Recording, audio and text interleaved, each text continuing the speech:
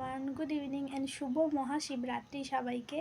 তো আমরা যে ভদ্র মহিলার ঘরে ভাড়া থাকি ওনাকে আমি বম্মা থাকি। তখন বম্মা এসে আমাকে দেখো কত প্রসাদ দিয়ে গেল,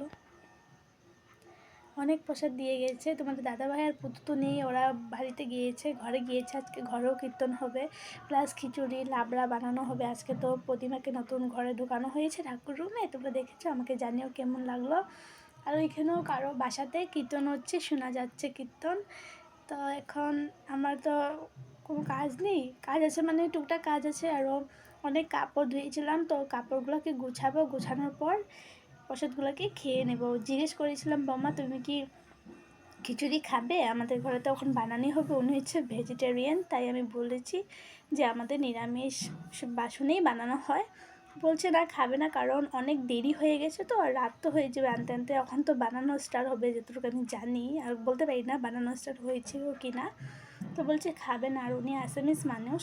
আমি না অ্যাসামিস কথা বলতে পারি না, তাও আমি নাগামিসে অ্যাসামিস ঢুকিয়ে বলি।